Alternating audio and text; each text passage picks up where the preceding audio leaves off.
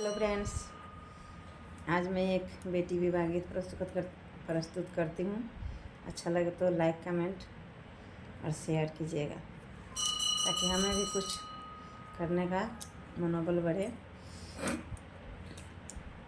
अरे लाल मारो पियर मारो, लाल मारो पियर मारो, खर से छावावल मारो, खर से छावावल मारो, कि आगे माई ताही मारो, बैठेली सुंदर बेटी, सुसुकी सुखी रोवाहे, कि आगे माई ताही मारो, बैठेली सुंदर बेटी, सुसुकी रोवाहे।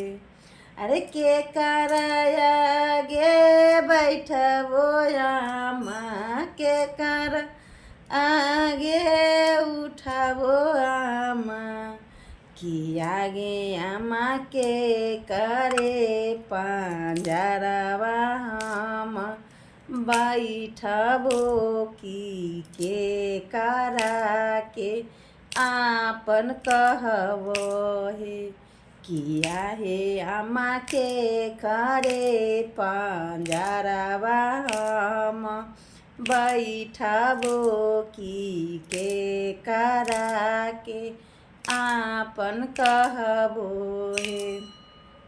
सासु आगवा बैठी ह बेटी, सासु आगवा उठी ह बेटी, कि आगे बेटी ऊना के पंजरवा तू बैठवे करी हा, स्वामी जी के आपन मानी हाजी, कि आगे बेटी सासू के पंजरवा तू बैठवे करी हा, उन्हीं लोग के आपन मानी हाजी।